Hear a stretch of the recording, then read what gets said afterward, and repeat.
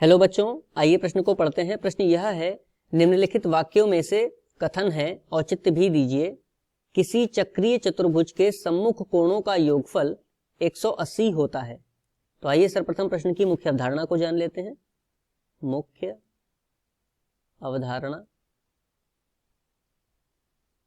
देखिए गणितीय विवेचना में यदि हमें कोई वाक्य दिया हुआ है तो उस वाक्य के बारे में यदि हम यह निर्धारण कर सकें निसंदेह कि वह सत्य या असत्य है तो वह वाक्य कथन कहलाता है। तो आइए इस मुख्य अवधारणा के आधार पर प्रश्न को हल करते हैं। प्रश्न में दिया गया है चक्रीय चतुर्भुज। तो देखिए चक्रीय चतुर्भुज क्या होता है? एक वृत्त के अंदर एक ऐसा चतुर्भुज जिसके चारों शीर्ष बिंदु कहां पर हो? वृत्त पर स्थित हो। ठीक है, और हम जानते हैं कि उनके इस प्रकार जो हमें चतुर्भुज प्राप्त होता है उसको चक्रीय चतुर्भुज कहते हैं। और उनके सम्मुख कोणों का योग कितना होता है? जैसे A और D, तो इनका योग कितना होगा? 180 होगा। इसी प्रकार B और C, इनका योग भी कितना होगा? 180 होगा। तो हम यह कह सकते हैं कि दिया गया वाक्य कैसा है? सत्य है।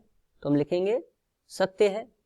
और जब यह सत्य है यानी कि यह निर्धारण हम निसंदेह कर सकते हैं, अतः दिया गया वाक्य एक कथन है। तो मुख्य अवधारणा के आधार पर यह दिए गए प्रश्न का उपयुक्त उत्तर है। आशा करते हैं आपको समझ में आया होगा।